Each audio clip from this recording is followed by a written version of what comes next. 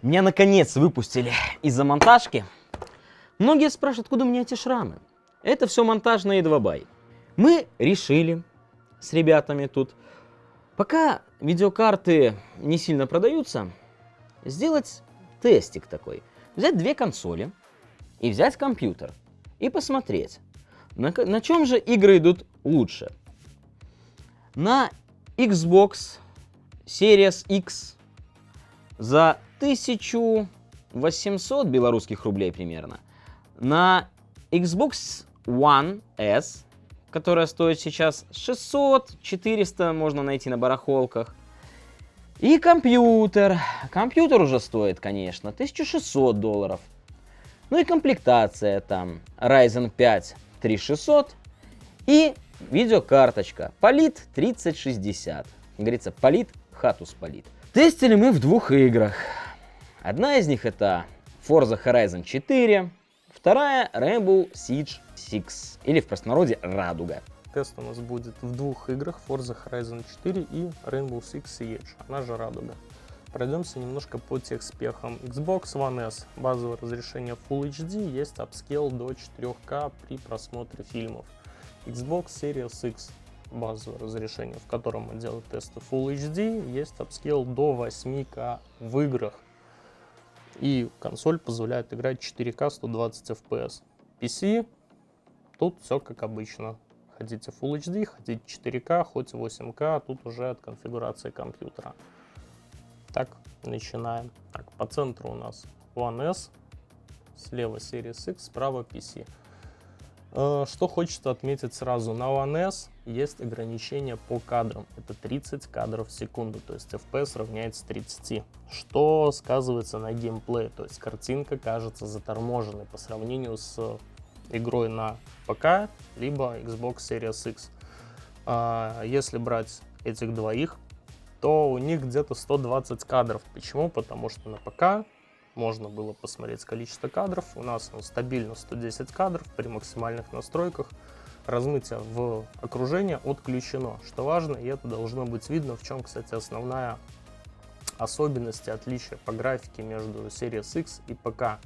На ПК текстуры чуть получше, освещение чуть повеселее, и окружающий мир кажется во время гонки сильно более четким, в отличие от консоли, потому что на консоли размытие включено, на ПК эту опцию можно выключить, за счет чего мы получаем более качественную и красивую картинку. Rainbow Six Siege. На ПК у нас картинка кажется засвеченной, но есть вероятность того, что это все-таки повлияла запись, так как консоли писались через карту захвата. Это важно, по-другому их и не запишешь. А картинка на ПК бралась через запись рабочего стола, ну или игры, через тот же OBS. Поэтому, возможно, здесь повлияло этот нюанс, и картинка получилась более пересвеченная. Хотя по факту оно как бы, везде все одинаково. По графике разницы никакой нету. То есть на компьютере у нас стоят ультра. И опять-таки, что хочет отметить, на Xbox One S из-за ограничения в 30 кадров игра кажется слишком заторможенной. Для FPS-шутера это уже как бы перебор. Если в гонках еще это как бы, окей, можно типа покататься, то вот FPS-шутеры уже немножко не то. На Series X картинка классная, никаких вопросов к ней нету. Единственное, что управление на джойстике, это, конечно, надо подноровиться. Но никаких проблем ни с картинкой, ни с FPS, ничего нету. На ПК, соответственно, все те же самые плюсы по картинке. Все классно, круто, FPS большой.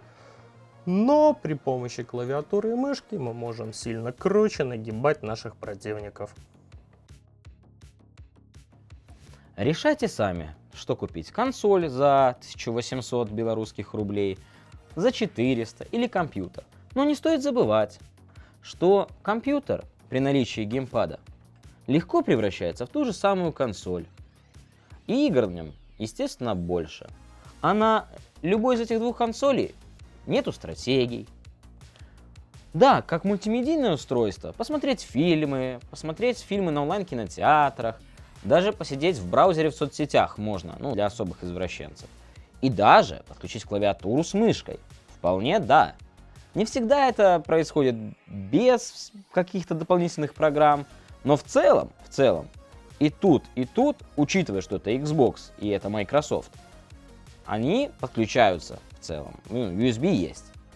Ну, и работают. Мы проверяли. Но даже я бы склонился все-таки больше к компьютеру.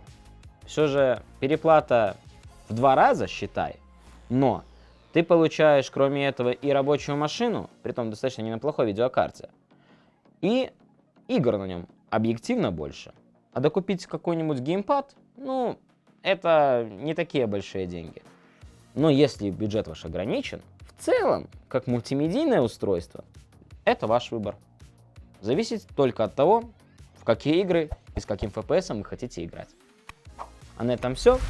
И помните, не 2 бай, только лучше.